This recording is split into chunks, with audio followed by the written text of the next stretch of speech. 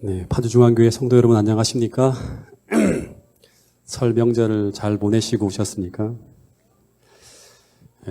우리 안 교장님께서 잠깐 교장 인사 시간에도 말씀을 나눴지만 참으로 불안하고 두려운 세상을 우리가 살아가고 있습니다.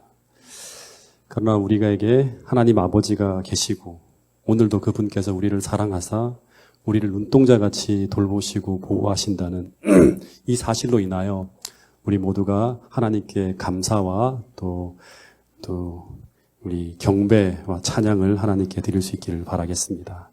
이 안식일 그 하나님의 품 안에서 평안함과 쉼과 안식의 축복을 누리게 될 수 있기를 바라겠습니다. 오늘 제가 이제 설교를 준비하다가 어떤 설교를 준비해야 될까? 원래는 지금 이제 상황이 이렇다 보니까 재림에 대한 설교를 쭉 준비해 왔습니다. 근데 이제 제가 지난 수요일까지 운전을 하고 이렇게 다녀갖고 그 짧은 기간 안에 이 재림에 대한 설교를 여러분들에게 드리기가 좀 부족한 부분들이 없지 않아 있어서 지난 안식일 날 원래 제가 설교하려고 했던 부분이 있는데 근데 이제 너무나 많은 분들이 빠지는 바람에 설교를 못했던 그 설교를 오늘 여러분들과 좀 나눌까 생각을 합니다. 그래서 교동문은 지난주에 교동문에 읽었던 내용들을 우리가 오늘 읽은 부분이거든요. 어찌 보면 이 내용들은 제가 가지고 있는 목회 철학이자 교회관이 반영되어진 설교니까 좀 함께 잘 들어주셨으면 좋겠다는 생각이 듭니다.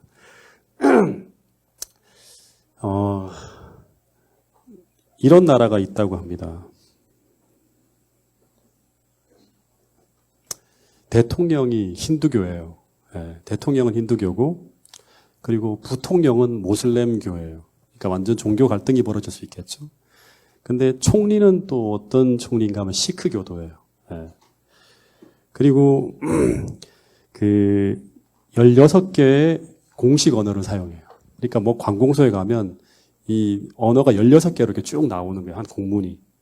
그리고 이 나라는 유일하게 유대인을 핍박하지 않았던 나라라고 합니다. 그 주변에 있는 수많은 나라들이 유대인을 핍박했는데 어떤 나라인지 아십니까? 거의 대부분이 모르실 거라는 생각이 듭니다. 이 나라가 바로 인도라고 하는 나라입니다. 인도.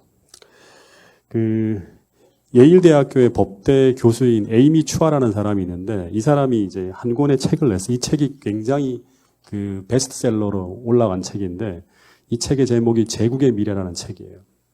그래서 2007년도에 출판이 됐는데 미국의 정계라든가 지성계에 아주 특별한 영향을 준 책이에요. 이 책이 나온 후에 제가 이렇게 가끔씩 이제 어떤 사람들의 강연을 들으면 이 책을 읽고 공감한 사람들이 이 책의 내용을 가지고 강연도 하고 또 비슷한 책들을 막 계속 쏟아져 나오는 거예요. 이 책이 워낙에 공감이 되었기 때문에. 그래서 이 책의 내용에 보면 향후 강대국으로 성장할 가능성이 가장 높은 나라로 이 에이미 추아라는 사람이 어느 나라를 꼽았는가 하면 인도를 꼽았다고 합니다. 근데 이 말에 처음에 많은 사람들이 공감할 수가 없었어요. 왜냐 그러면 인도라는 나라가 인구는 많고 영토는 넓지만 2007년도 당시만 하더라도 당시에 전 세계 교역량의 무역량의 단 1% 정도만을 차지하고 있는 아주 미미한 나라였고 어떻게 보면 갈 길이 아주 먼 나라였습니다. 근데 이 에이미 추아라는 사람이 이 나라를 당시에 중국이나 러시아나 독일보다도 향후 미국을 대신하여 가장 강력한 나라로 성장할 가능성이 가장 큰 나라로 예견을 했어요. 근데 그 이유가 무엇인가 하면 그 이유가 바로 역사상 위대한 제국을 건설했던 나라들의 공통적인 특징이자 필수 조건이 바로 뭐인가 하면 관용의 정신을 가지고 있는 나라로 딱 보았기 때문에. 그래서 뭐 총리가 다르고 다 달라요. 다른 사람들이 다 모여 있지만 시너지를 내면서 나라가 성장해 나가는 거예요. 16개의 언어들을 다 사용하지만 다 배려하는 거죠. 하지만 하나로 통일되어져서 나라를 유지하고 있는 나라예요. 근데 이 책이 발간된 지 13년이 지난 지금에 인도가 계속 성장의 성장을 거듭합니다. 이게 안 올라가 있네요. 그래서 제가 최근에 오늘 제가 잠깐 이렇게 그 데이터를 봤는데 이 인도라는 나라가 지금 GDP 대비 세계 5위의 경제대국으로 성장하고 있어요. 계속 이 추이를 봤더니 2007년도부터 추이를 봤더니 계속 8%대 성장을 계속 구가해요. 그리고 2019년도 작년에 나온 기사인데요. 이 스탠다드 앤 차터스에서 인도가 향후 세계 경제 규모 2위로 선장할 가능성을 예측하고 있습니다. 예. 그러니까 이 에이미 추아가 제국의 미래에서 논했던 그 주장들이 설득력을 얻고 있는 거예요. 여러분, 이 광용이라는 말은 어떤 말인가 하면 여러 나라들이, 여러 사람들이 함께 공존하기 위해서, 더 나아가 연합하여 발전하기 위해서 그 단체나 조직이 필수적으로 갖추어야 될 수용성과 포용성을 의미하는 거예요. 수용성과 포용성. 조금 더 정확하게 말하면 이 관용이라고 하는 말은 나와 다른 집단이나 개인을 차별하지 않고 핍박하지 않으면서 동등하게 대우해 주는 것을 의미하는 거예요. 근데 이 에이미 추아의 글을 보면 역사적으로 제국을 건설한 나라들, 특별히 오랜 시간 제국으로 번영한 나라들은 나와 다른 집단이나 개인을 배제하지 않고 함께 공존하면서 번영을 구가했던 공통점이 있다고 합니다. 예를 들면 대표적인 나라가 로마죠. 이 로마가 계속 나라를 확장해 가면서 어떤 일이 벌어지는가 하면 수많은 이민족들이 계속 유입돼서 들어올 때 로마는 그들과 끊임없이 공존법을 찾아요. 어떻게 하면 이 사람들과 같이 공존하면서 이 사람들의 그 재능이나 힘이나 이런 것들을 우리가 이 나라를 건설하는 데 도움을 받을 수 있을까? 그래서 그들을 차별하지 않고 바로 로마 제국의 일원으로 편입되어질 수 있는 제도적 양체를 끊임없이 만들었다고 합니다. 그래서 이 로마라는 나라는 그 당시에 신분 차이는 있었어요. 그죠? 근데 인종차별은 없었다고 합니다. 어느 나라에서 오는 민족이든지 재능이 있거나 뛰어나면 관리로 등용해 쓸 수 있는 거예요. 이것이 바로 로마라는 나라가 500년 이상 제국으로서 오랜 세월을 지속할 수 있었던 힘이라고 이 사람은 주장하고 있습니다. 미국도 똑같아요. 초강대국으로 건설되어질 무렵 마찬가지였다고 합니다. 미국이 초강대국으로 커가게 된 가장 큰 이유는 유럽 세계의 수많은 사람들이 종교 자유를 찾아서 또 새로운 기회를 얻기 위해서 미국으로 건너올 수 있도록 어떻게 하는가 하면 이민자들에 대한 관용 정책을 계속 펼칩니다. 그 때문에 수많은 사람들이 미국으로 건너왔고, 그리고 미국은 이들의 노동력과 재능을 잘 활용해서 새로운 미개척적인 서부 개척과 그리고 세계 2차 대전을 승리로 이끌 수 있는 그러한 힘을 얻게 되었다고 하는 것입니다. 근데 요즘 미국은 반대로 가고 있죠. 이 미국이라는 나라가. 제가 2020년 이 파주중앙교회가 새해 정말 이 파주 지역의 거점 교회로 성장해 나가기 위해서, 그리고 정말 선교적으로 나가기 위해서 우리가 지향해야 될 교회적 특성 중에 하나가 무엇인가 하면 바로 이 넘치는 포용의 정신과 관용의 정신이 있어야 한다고 하는 것입니다. 이 굉장히 중요한 것입니다. 만약 이 정신이 이 교회에 부족하다면 교회 성장은 멈추는 거예요. 쉽게 말하면 이 교회는 우리만의 교회로 끝납니다.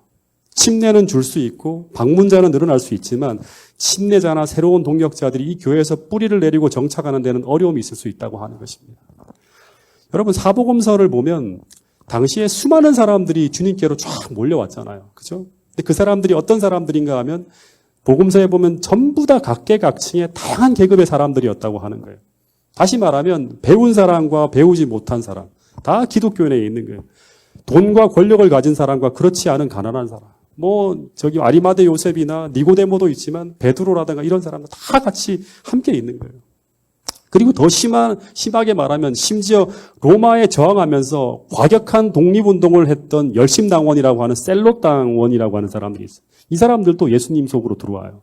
근데 반대로 로마에 협력하면서 거기에서 이렇게 봉급을 받고 살았던 세리들, 이런 서로 수용할 수 없고 심지어 서로 관용할 수 없는 다양한 계급의 다양한 삶의 경험을 가진 사람들이 몰려왔는데, 그런데 그들이 그리스도라는 이름 안에서 그 지역적인 차이와 갈등과 반목을 넘어서서 모두 이 그리스도의 사랑으로 서로 관용하고 용납하면서 하나가 되어지는 기적 같은 일이 벌어진 거예요. 이 기적이에요, 기적. 하나가 될 수 없는데 하나가 딱 된 거예요.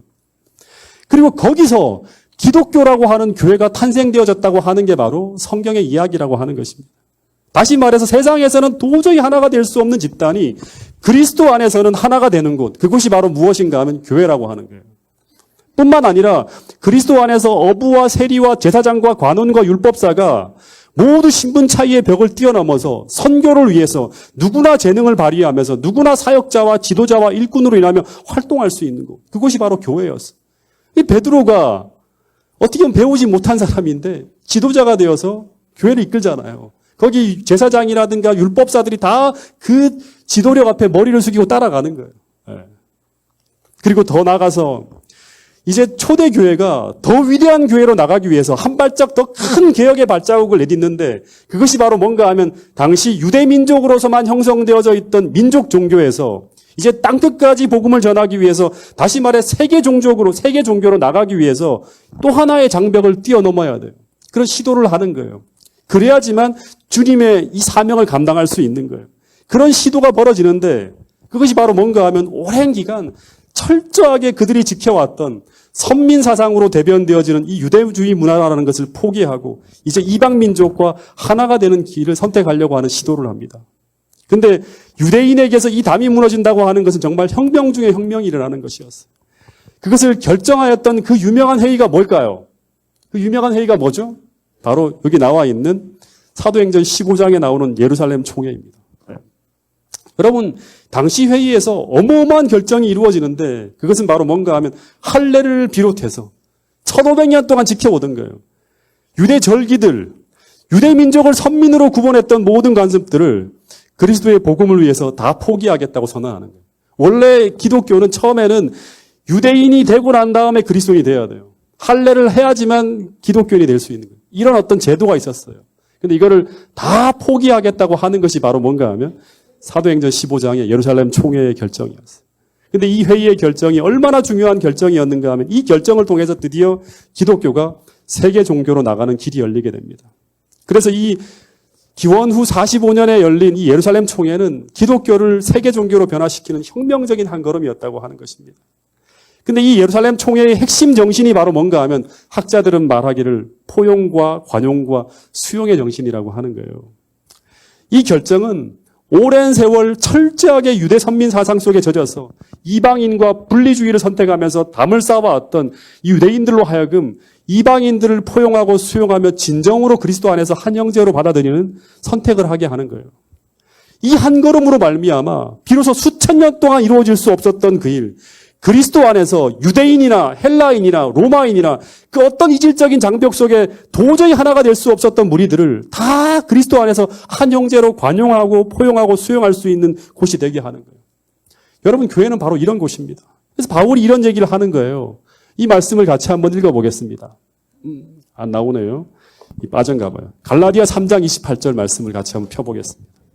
갈라디아서 3장 28절.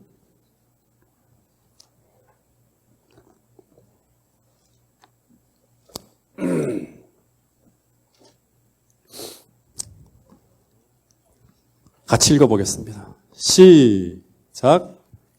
잠깐만요. 우리 낭독하시는 분이 아직 못 찾았습니다. 갈라디아서 3장 28절.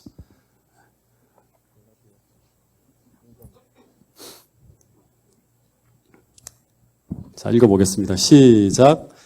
너희는 유대인이나 헬라인이나 종이나 자유인이나 남자나 여자나 다 그리스도 예수 안에서 하나이니라. 예. 이 말이 비로소 진리로서 사람들에게 전해지는 교회가 되는 것입니다. 여러분, 진정한 기독교는 그것이 죄가 아니라면, 그것이 진리의 원칙에 위배되지 않는다면 그 어떤 부분도 그리스도의 사랑으로 관용할 수 있는 종교가 바로 진짜 성경에 나오는 진정한 기독교 정신이라고 하는 거예요. 그래서 어쩌면 선교라고 하는 것은 뭔가 하면 이 예수님의 사랑으로 인해서 나타나는 이 관용의 정신과 포용의 정신이 성도들의 신앙 속에 나타날 때 자연스럽게 이루어지는 결과가 바로 뭔가 하면 선교라고 하는 거예요. 그래서 이 관용의 정신과 포용의 정신과 수용의 정신이 없으면 절대 복음은 지경을 넘어서 다른 세계로 들어갈 수가 없다고 하는 것입니다. 여러분, 이런 생각을 하면서 제가 또 하나 떠오른 예수님의 말씀이 바로 뭔가 하면 오늘 중요한 본문이 되는 마태복음 13장 24절부터 30절의 말씀이에요. 자, 이 비유가 굉장히 중요한 비유인데요. 한번 읽어보겠습니다. 마태복음 13장 24절부터 30절 말씀이에요. 시작. 예수께서 그들 앞에 또 비유를 들어 이르시되 천국은 좋은 씨를 제 밭에 뿌린 사람과 같으니 사람들이 잘 때 그 원수가 와서 곡식 가운데 가라지를 덧뿌리고 갔더니 싹이 나고 결실할 때 가라지도 보이거늘 집 주인의 종들이 와서 말하되 주여 밭에 좋은 씨를 뿌리지 아니하였나이까 그런데 가라지가 어디서 생겼나이까 주인이 이르되 원수가 이렇게 하였구나 종들이 말하되 그러면 우리가 가서 이것을 뽑기를 원하시나이까? 주인이 이르되 가만두라. 가라지를 뽑다가 곡식까지 뽑을까 염려하노라. 둘 다 추수 때까지 함께 자라게 두라.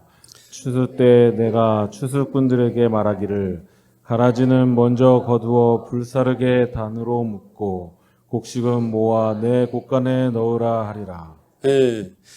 그러니까 이 가라지의 비유가 이제 나오는데 이제 이 본문을 보면 주님께서 앞으로 세워질 하나님의 나라인 천국의 비유를 말씀하시는 거예요.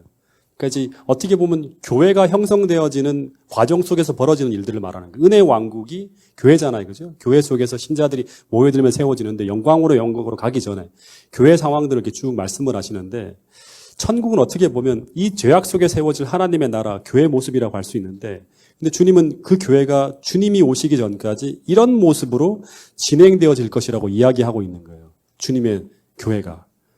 근데 그 비유 속에서 예수님이 뭐라고 말하는가 하면 어떤 사람이 그 교회는 바로 어떤 모습으로 나타나는가 하면 어떤 사람이 마치 자신의 밭에다가 천국의 좋은 씨를 뿌린 것 같다고 하는 거예요.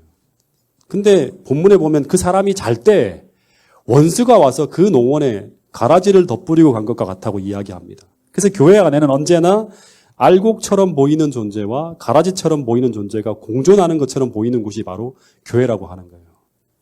그래서 그것을 보고 종들이 주인에게 가서 이런 질문을 합니다. 그러면 주인님, 우리가 가서 그 가라지를 뽑아버릴까요? 하고 묻는데, 근데 주인이 그렇게 하지 말고 어떻게 하라고 하죠? 그냥 두라고 하는 거예요. 언제까지 그냥 두냐고 하는가 하면 추수 때까지. 다시 말하면 주님께서 재림하시는 그 순간까지 그대로 두라고 하는 거예요. 그리고 그 추수 때에 우리가 아니에요, 우리가 뽑을까요? 했는데 그렇게 하지 말라고 하고 누가? 예수님께서, 내가예요, 내가. 가라지와 알곡을 심판하겠다고 하면서 비유가 마치어집니다. 그래서 이 원수는 이 교회 안에 이제 그 가라지를 뿌렸다고 하는데 이 가라지가 뭘까요? 이 가라지가 뭔지 아세요, 여러분들? 가라지가 뭔지 아세요? 가라지 교회에서 쓰는 용어지 세상에서는 이 가라지라고 하는 말을 제가 잘 들어본 적이 없어요. 이 가라지가 뭘까 하고 찾아봤더니 이 가라지는 독보리라고 합니다. 독보리.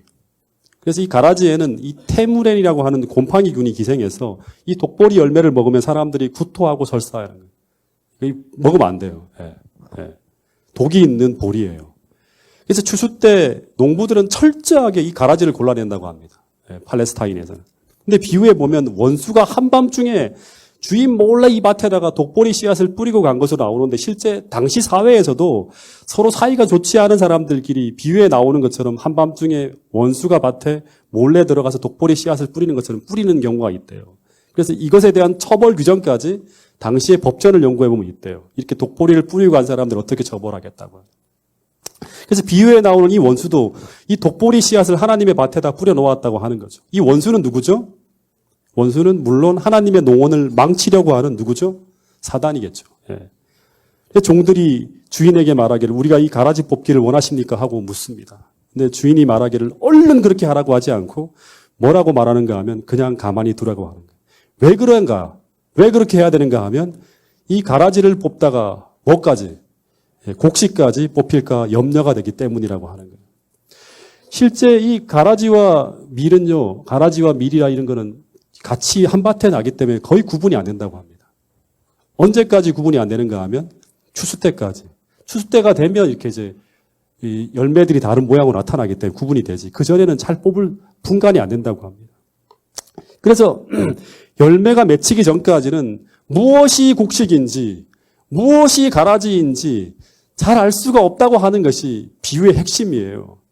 이 말은 정말 중요한 교훈을 우리에게 던지고 있는데 그것은 바로 뭔가 하면 오늘 가라지로 보이는 사람이 내일 곡식이 될 수도 있고 오늘 곡식으로 보이는 사람도 나중에 추수 때 가서 보니까 이 사람이 곡식이 아니라 뭐로 판명될 수 있다? 가라지로 판명될 수 있다고 하는 거예요. 어쩌면 이것이 이 비유의 핵심 메시지예요. 그래서 주인의 밭에 뿌려진 가라지가 정말 가라지인지 우리는 뭐 할 수 없기 때문에 판단할 수 없기 때문에 우리는 어떤 사람을 절대 판단하거나 해서는 안 된다는 것이 뭔가 하면 이 비유의 핵심이에요. 이 비유의 핵심. 그래서 교회에서는 사람에 대해서 철저하게 관용의 정신이 흘러넘치는 곳이 되어야 한다고 하는 것이 이 비유의 또 하나의 가르침, 중요한 가르침 중에 하나예요.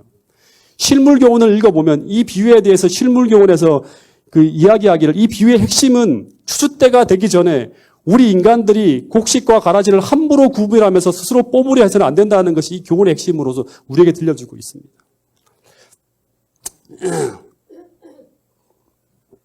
제가 동작에 있을 때 한 난집사님을 제가 아는데요. 이제 여기 303은 저 뒤에 보이는 사람이 이제 여기 사진에 뒤에 보이는 사람인데 이 집사님이 집이요 교회에서 제일 가까운 곳에 살았어요. 제일 가까운 곳에 당시 다 멀리 사는데 근데 멀리 사시는 분도 다 정각 출석을 하는데 이 집사님은 안식일마다 부인이 아무리 깨고도 일어나지 않아요. 그래서 매 안식일마다 교회에 지각을 해요. 그래서 10시 한 반도 넘어서 한 11시 다 되면 이제 뒤에서 쑥 들어와요. 근데 이 여집사님이 지각하는 것이 너무나 싫어서 맨날 안식일만 되면 이 남집사님하고 싸워요. 그래서 뭐 거의 안식일날 얼굴이 뿌락뿌락해서 들어오는 거예요. 그래서 그래도 절대로 일찍 나오지 않아서 이 여집사님의 소원이 뭐였는가 하면 깨우지 않고 싸우지 않아도 교회에 늦지 않게 나오는 것이 이 여집사님의 소원이었어요. 그래서 언뜻 보기에는 신앙심이 전혀 없는 사람처럼 보이는 거예요. 그래서 교회에 와도 맨날 인상만 쓰고 다니는 사람이었어요. 뭘 시키면 저한테 얼마나 신경질을 내는지 이 집사님이 얼굴만 보면 안식일의 쉼이 다 사라지는 거예요. 아, 이거 또 뭐라도 나를 쳐다보면서 뭔 말하려고 하면 저 말을 들으면 안식일 날 완전히 이게 기분이 다 상할 것 같아요. 너무나 불편한 사람이었어요. 그리고 부임한 지 얼마 안 돼서 제가 교과 시간만 되면 인상 쓰면서 질문하고요. 그리고 끝나고 나면 갑자기 저한테 오기면 인상을 쓰면서 와서 뭐라고 하는 거 차 똑바로 대라고 목사님 차 이렇게 돼서 차를 다른 사람이 못 된다고 하면서 막 저한테 막 그 소리를 지르는 직전까지 가는 수준으로 엄하게 저한테 얘기를 해요. 근데 이 사람이 몇 년 사이에 어떤 계기로 변화가 일어나요. 그리고 이 친구가 나중에 어떤 상황 때문에 또 태계원으로 이사를 가게 돼요. 그래서 그곳에서 교회를 오려면 평소보다 자기 집에 있어 걸리는 시간보다 한 10배 이상 늘어나게 되는 거예요. 그래서 교회 청각 출석은 거의 기대도 안 했어요. 근데 그래서 교회도 빠지지 않을까 생각을 했어요. 근데 거의 지각하지 않는 게 일찍 와요. 일찍 와서 주차장을 다 교회 차들을 다 정리해요. 그리고 차 들어오기 힘든 그러한 사람들 대신 차를 운전해서 다 집어넣고. 그리고 매 안식일마다 이제 그러니까 지각하지 않을 뿐 아니라 안식일에 일찍 교회 출석하는데 그 일찍 출석하게 되는 게 아내가 깨워서 하는 게 아니라 스스로 다 일어나는 거예요. 그리고 교회의 많은 일들을 특별히 굳은 일들을 시키지 않아도 묵묵하게 찾아서 하고 안식일을 신실하게 지키기 위해서 굉장히 경제적으로 어려운 상황 속에서 이 급여가 훨씬 더 많은 직장을 다 포기하고 기다려요. 그리고 안식일을 지키고 또 늘 차를 타면 옛날하고 다르게 찬미가와 복음성가가 들려 나오고 어떤 일을 할 때 이사를 할 때도 거기에 먼저 찬미가를 틀어놓고 기도하고 이사를 하면서 시작을 하고 심지어 일요일 날 몰래 교회에 와서 교회에 수리해야 될 부분들이 있으면 다 수리하고 봉사하던 그런 사람으로 이 사람이 바뀌어집니다. 그러면서 그 안에 뭐가 담겨 있음을 그 안에 알곡이 담겨 있음을 드러내면서 신실한 집사로 거듭나게 돼요. 여러분 그래서 우리가 사람을 함부로 판단해서는 안 되는 거예요. 지금 그 모습을 가지고 판단해서는 안 된다고 하는 거예요.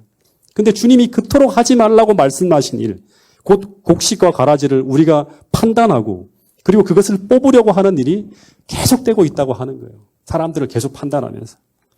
그것도 하나님을 위하여라는 명분으로 혹은 정의의 이름으로 교회 안에서 이 가라지 뽑기가 행해지고 있다고 하는 사실이에요.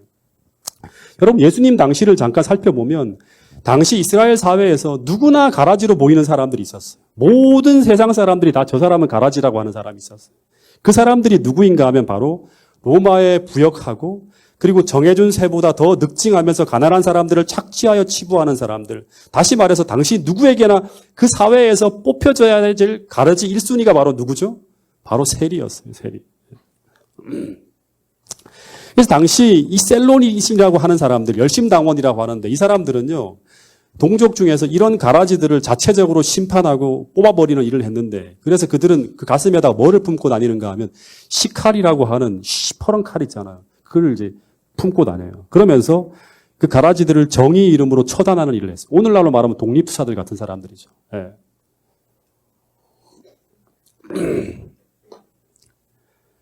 근데 주님은 이 세례들을 가라지로 보지 않았다고 하는 사실이에요. 놀라운 거는. 심지어 주님은 이들과 교제하셨고 심지어 삭개오라고 하는 사람의 집에 들어가서 어떻게 하는가 하면 그 당시 사람들은 도저히 할 수 없는 일을 해요. 그 사람들과 더불어 식사하고 그의 집에 유하며 주무셨다고 하는 거예요. 이것은 당시에 보면 파격적인 일이었어요. 그리고 그의 집에 들어가서 뭐라고까지 선언하는가 하면 하나님 나라가 이 가정에 임하였다고 선언하시고 그 사람을 주님의 제자로 삼으시는 일을 해요. 예.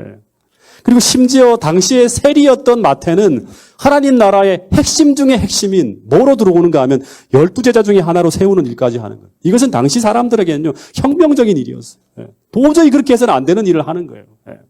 다시 말해서 사회에서 당시 가라지로 판명된 사람이 주님의 나라에서 알곡 중에 알곡이 되는 일이 벌어지는 곳, 그곳이 바로 뭔가 하면 하나님 나라인 교회였다고 하는 사실이에요. 그래서 여러분, 교회에서는 우리가 세상에서 생각하는 가라지가 아닌 알곡이 될 수도 있고, 그리고 세상에서 알곡이라고 하는 사람들이 교회에서는 가라지가 될 수도 있는 곳이 바로 교회라고 하는 거예요. 새로운 판단이 막 이루어지는 거예요. 우리는 사람을 함부로 판단해서는 안 된다고 하는 것입니다. 근데 당시에 바리새인들이라고 하는 사람들이 다른 사람들을 율법에 비추어서 판단하고 정죄했는데, 그래서 그들에게는 일종의 가라지 리스트가 있었어요. 가라지 리스트가. 근데 가라지 리스트에는 율법에 의해 죄인으로 낙인된 사람들이었어요. 그래서 이 바리새인들은 그 사회에서 사라져야 될 가라지들과 함께 교제도 하지 않고 철저하게 악인으로 취급하면서 그들과 담을 쌓고 사는 사람들이 바로 누구인가 하면 바리새인들이라고 하는 거예요. 근데 놀라운 것은 복음서를 보면 예수님의 친구들이, 이 바리새인들이 가라지라고 낙인한 사람들이 전부 다 예수님의 친구들이 되어버렸어요. 예수님을 따르는 자들 중에 막달라 마리아라는 창녀도 존재하고 세리도 존재하고 온갖 사회에서 천시받고 멸시받는 이 루저들이 당시 사회에서 주로 가라지라고 낙인된 사람들이 주님을 정말 많이 따르게 되는 걸 볼 수 있습니다. 그래서 이 바리새인들은 예수님께서 그런 가라지들과 교제하고 밥을 같이 먹는다고 하면서 심지어 예수님까지도 뭐로 낙인하는가 하면 가라지라고 낙인하고 그분을 죽이려까지 했다고 하는 게 복음서에 나오는 이야기라고 하는 것입니다. 근데 그런 바리새인들을 향해서 주님은 뭐라고 말씀하셨는가 하면 나는 의인을 부르러 온 것이 아니라 누구를 부르러 왔다? 죄인을 부르러 왔다고 하는 거예요. 다시 말해 이 말은 무슨 말인가 하면 나는 너희들이 가라지라고 하는 사람들을 불러서 그 사람들을 알곡으로 변화시키기 위해서 주님께서 이 땅에 오셨다고 말씀하시는 거예요. 여러분 근데 기독교 역사를 보면 이런 가라지 뽑기가 중세 시대에도 벌어집니다. 중세 카톨릭은 종교재판이라는 이름으로 가라지 뽑기를 계속합니다. 수많은 신앙인들이 마녀라는 이름으로 다시 말해서 사회에서 뽑혀져야 될 가라지로 규정되어져서 학살되어지는 일이 벌어집니다. 심지어 종교개혁자 중에서 칼빈과 같은 경우도 이 제네바에서 하나님 나라를 세운다는 미명하에서 자기와 다르게 믿는 수많은 사람들을 고문하고 죽이는 일을 자행합니다.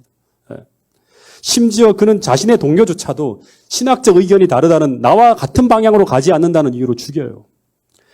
그러나 이런 일들은 예수님의 가르침과 반대되는 일을 하는 것이고요. 더 나아가서 예수님을 죽인 정신과 동일한 정신으로 행하는 것이 바로 가라지를 뽑는 일이었다고 하는 것입니다. 여러분 우리가 하나 꼭 기억해야 될 것이 무엇인가 하면 우리가 예수님에게서 멀어지면 멀어질수록 다시 말해서 복음에서 멀어지면 멀어질수록 우리에게는 관용의 정신이 사라지고 우리는 점점 더 폭력적으로 변한다고 하는 사실이에요. 냉랭해지고 폭력적으로 변한다고 하는 사실이에요. 다시 말해서 우리가 하나님 나라에서 멀어지면 멀어질수록 집단 이기주의 정신과 배척의 정신이 커지게 된다고 하는 것입니다. 그리고 자꾸 나와 다른 사람을 비난하고 정죄하는 일이 벌어진다고 하는 것입니다. 여러분 예수님은 당시에 이 가라지 같은 인생들로 취급되어져서 사회에 배척되어지고 버림받는 인생들인 창녀나 세리나 죄수나 이방인들을 그들 사회에서는 전부 지옥불에 들어가야 할 사람들로 간주되어진 사람들이었고 그래서 당시 사회는 그 가라지 같은 인생들에 향해서는 어떤 사회적 관심도 주지 않고 철저하게 배척했다고 하는 사실입니다. 근데 그곳이 바로 하나님 나라로 불리워지고 있는 당시 이스라엘 사회의 모습이었다고 하는 것입니다. 정말 그 나라가 하나님 나라라고 하는데 너무나도 하나님을 잘못 드러내고 있었죠. 교회가 잘못되면 이런 모습으로 변할 수도 있다고 하는 것입니다. 여러분 가라지같이 보이는 인생이라 할지라도 심지어 사회의 독보리 같은 인생이라 할지라도 하나님 나라에서는 아직 기회가 있다고 하는 것이 성경의 이야기입니다. 왜냐하면 성경에서 보여주는 진짜 그 하나님의 사랑의 하나님은 그를 그 어떤 순간까지도 포기하지 않으신다고 성경은 이야기하고 있기 때문입니다. 여러분 그 말씀이 있잖아요. 예수님이 뭐라고 하시는가 하면 상한 갈대를 어떻게 하지 않으시고 꺾지 않으시고 그 다음에 꺼져가는 심지를 끄지 아니하시기를 심판하여 이길 때까지 이 말이 무슨 말인가 하면 알곡으로 확정되어질 때까지 포기하지 않으신다고 하는 것이 바로 예수님의 모습이었고 그 마음이었다고 하는 것입니다. 여러분, 그래서 우리는 함부로 사람을 판단해서는 안 된다고 하는 것입니다. 여러분, 사복음서를 한번 읽어보세요. 주님의 친구들은 대부분 가라지였고 심지어 주님이 특별히 관심을 갖는 부분은 전부 사회에서 가라지로 판명된 사람들이었다고 하는 것입니다. 요한복음 4장을 보면 이 사마리아 수가의 창녀 같은 경우도 남편이 5명 있는 여자였죠. 요한복음 8장에 가늠하다 현장에 잡힌 여인은 정말 돌멩이로 처형되어질 운명에 처한 인생이었고, 그리고 세리 마태와 세리장 삭개오, 심지어 십자가상의 우편 강도, 그리고 막달라 마리아, 전부 당시 사회의 시선으로 볼 때는 공동체 안에서 가라지들이었습니다. 그런데 그들은 전부 주님을 만남으로 말미암아 새로운 기회와 희망이 주어졌고, 그리고 그들은 알곡으로 다 변화되어집니다. 여러분, 교회에 주님이 계신다면 교회엔 이런 주님과 같은 정신과 이런 모습이 나타나는 곳이 바로 진정 예수님이 계신 하늘나라라고 하는 것입니다. 실물교훈에 보면 이런 말씀이 있습니다. 이 말씀을 좀 한번 읽어드릴게요, 제가.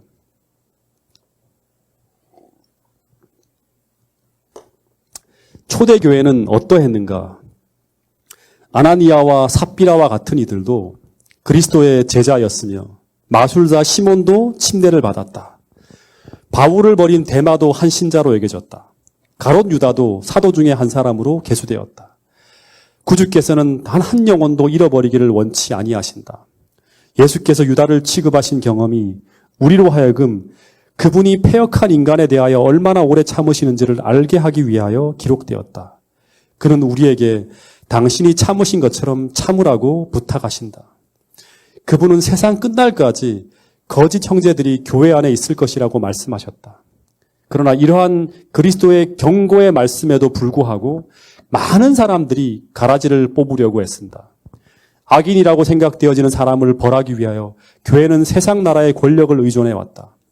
교회가 정해놓은 신조들과 다른 자들을 소위 그리스도를 대표한다고 하는 자들의 교사로 옥에 가두고 고문과 사형을 자행했다. 그러나 이러한 행동을 교사한 것은 사단의 영이요 그리스도의 영이 아니다. 실물교훈 73페이지, 74페이지에 있는 말씀입니다.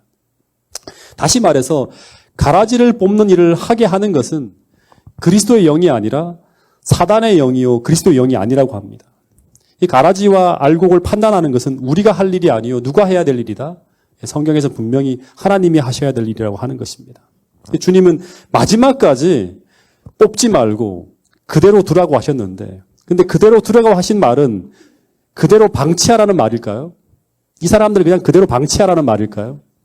그렇지 않고 주께서 유다를 대하신 것처럼, 주께서 악인들을 다루시는 것처럼 그들을 더 많이 사랑하고 더 많이 용서하고 더 많이 관용하면서 그들이 무엇으로 변하도록, 알곡으로 변하도록 도우며 끝까지 사랑하라고 하시는 것입니다. 여러분, 제가 바라기는 어떤 사람이 우리 교회 안으로 들어온다 할지라도, 혹은 그 어떤 불편하고 우리와 다른 사람이 우리 곁으로 다가온다 할지라도 우리가 그를 기꺼이 포용하고 사랑하면서 마침내 그를 하나님의 백성인 알곡으로 변화시킬 수 있는 그런 영향력을 갖춘, 그런 주님의 사랑이 흘러넘치고 은혜가 넘치는 그런 선한 영향력이 가득한 그런 교회가 우리가 몸담고 있는 파주중앙교회가 될 수 있기를 간절히 바라겠습니다. 그래서 이 포용성과 수용성은 어찌 보면 그 사람과 그 한 사람이 얼마나 많은 포용성을 가지고 있고 수용성을 가지고 있는가 하는 것은 그 사람의 크기예요. 그리고 얼마나 그 사람이 많은 사람을 포용하고 수용할 수 있는가 하는 것은 그 집단의 크기라고 말할 수도 있는 거예요.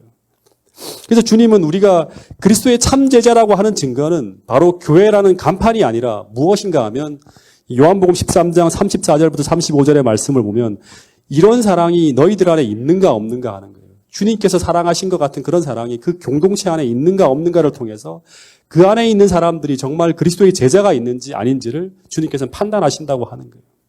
요한복음 13장 34절 35절 말씀을 같이 한번 읽어보겠습니다. 시작.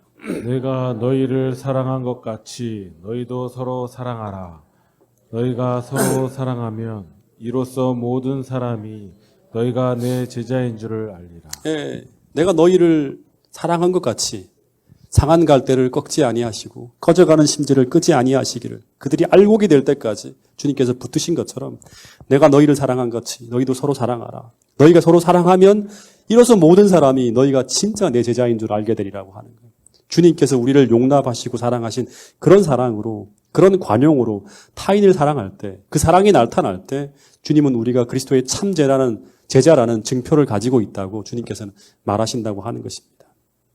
여러분, 우리가 꼭 잊지 말아야 할 것은 하나님은 지금도 우리가 가라지라고 생각하는 그 어떤 사람을 위해 지금도 일하고 계신다는 사실을 우리가 잊지 말아야 한다고 하는 사실입니다.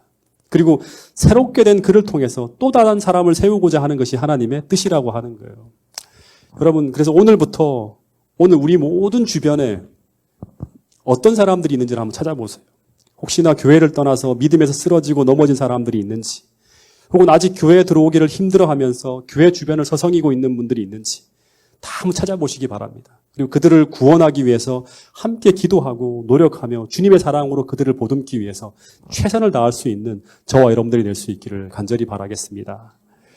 여러분, 저도 중고등학교 다닐 때 교회에 가면 전부 저를 가라지라고 생각을 했어요. 왜냐하면 제가 저를 보아도 교회 다니는 목적이 전혀 신앙적이지 않고 다른 사람들이 하는 것처럼 그렇게 제가 행동하지 않고 있는 거예요. 그리고 모든 행동들이 뭔가 하면 교회 분위기를 흐리게 하는 사람이 바로 저였어요. 제가 딱 교회 가면 인상을 빡 쓰고 있어요. 굉장히 이렇게 잘난 척하면서 이렇게 인상을 빡 쓰고 있어요. 심지어 고등학교 다닐 때 안식일 오후에 제 학생회를 하는데 제 친구랑 다툼이 벌어졌는데 거의 주먹 다짐 직전까지 가기도 했어요. 그래서 막 맥살을 잡고 막 이렇게 하고 안식일 오후에 막 애들이 와서 재훈아 그러지 말라 그러고 하는 그런 일이 벌어진 정도였어요. 근데 그 친구와 제가 둘 다 교회에서 떠나야 될 가라지처럼 보이는 그런 사람이었는데 계속 가면 분위기를 흐리니까, 학생의 분위기를 흐리니까. 근데 제가 맥살을 잡았던 그 상대 친구가 지금 서중환 앞에 한 교회에서 지금 훌륭한 장로님이자 의사 선생님으로 봉사하고 있어요.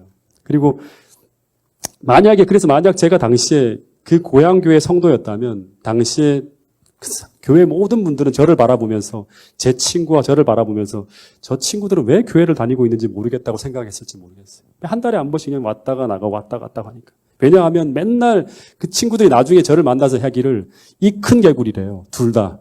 뭐냐 그러면 잘난 척만 하고 툭하면 다른 아이들과 다투고 하는 사람들이 그 두 사람이었기 때문에. 근데 시간이 지나면서 그 하나님 나라의 가라지요 독보리였던 사람들이 하나님을 만나게 되고 시간이 지나면서 그 가라지가 교회 집사로 그리고 교회 장로와 목사로 바뀌어져서 지금은 세상에서 넘어지고 쓰러진 사람들을 다시 일으켜 세우는 하나님의 사업을 하는 사람으로 살아가고 있는 곳. 그곳이 바로 무엇이다? 하나님 나라요. 주님이 오시기 전까지 교회에서 계속 일어나는 그런 모습이라고 하는 거예요. 여러분, 그래서 이런 생각이 들었어요. 만약 당시에 회심하기 전에 제 모습만 보면서 저와 헤어진 사람이 있다면, 그리고 제가 그 회심하기 전에 그 모습만 보고 돌아가시는 분이 있다면 하늘나라에서 제가 만나겠죠, 그분하고. 그죠? 그러면 저를 보면서 너 왜 천국에 왔는지 놀라면서 물어볼 거예요. 너 고재훈이 아니냐? 너 왜 천국에 와 있어? 내가 잘못 온 게 아닐까? 하는 그런 생각을 할지 몰라요. 여러분, 똑같이 바울이 회심하기 전에 바울의 모습을 아마 보면서 그 바울에 의해서 죽었던 사람, 핍박을 당해 죽었던 사람들이 있을 거 아니에요. 그죠? 그런 사람들은 하늘에 올라갔더니 누가 있어요? 바울이 있는 거예요. 그러면서 당신 왜 여기 있냐고. 수많은 그리스도인들을 핍박하고 죽였던 당신이 왜 여기 와 있냐고 하면서 막 내가 잘못 온 게 아닌가 하면서 놀라겠죠. 그죠? 그래서 여러분, 엘렌 화이트는 분명히 말하기를 우리가 하늘나라에 가면 뭐가 있다? 놀라게 되는 세 가지가 있다고 하는 것입니다. 왜냐하면 하늘에 올라가 봤더니 자기가 보기에는 정말 오지 말아야 될 사람들이 그곳에 와 있는 것을 보고 첫 번째는 놀라고, 두 번째는 반드시 와야 될 사람이 있는데 그 사람이 오지 않는 것을 보고 놀라는 거예요. 그리고 세 번째는 뭐예요? 내가 와 있는 걸 보고 놀란다고 하는 거예요. 여러분, 이제 잠시 눈을 감고 우리 같이 기도하는 시간을 갖도록 하겠습니다. 제가 참 좋아했던 중고등학교 시절에 읽었던 책 중에 앙드레 지드라는 사람이 쓴 좁은 문이라는 책이 있습니다. 그 책에 보면 이런 글이 있어요. 비록 부서져 있다 하더라도 하나님은 당신의 모습을 알아보신다. 그래서 사람의 생애 중에 어느 한 시기만을 가지고 그 사람을 판단하는 것은 피해야 한다고 하는 거예요. 부서져 있지만, 그 순간에 부서져 있지만 그게 인생의 모든 게 아니라고 하는 거예요.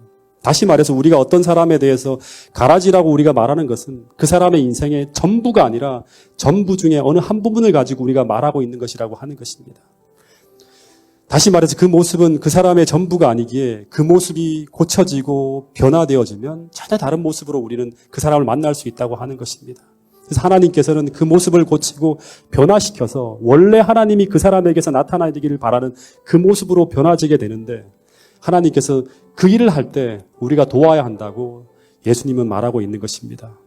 여러분, 새해 이 교회가 정말 세상에서 쓰러지고 넘어진 모든 사람들을 우리가 더욱 사랑하고 품을 수 있는 교회, 그리고 세상에서 우리와 다른 사람들을 더욱 관용하고 사랑할 수 있는 교회, 정말 사도행전에 나오는 그 교회처럼 그 어떤 사람들이 이 교회에 들어온다 하더라도 우리가 그리스도의 용광로 같은 사랑과 성령의 뜨거운 영향력으로 그 모두를 하나님의 백성으로 변화시킬 수 있는 그런 멋진 교회가 파주중앙교회가 될 수 있게 해달라고 우리 다 함께 기도하겠습니다.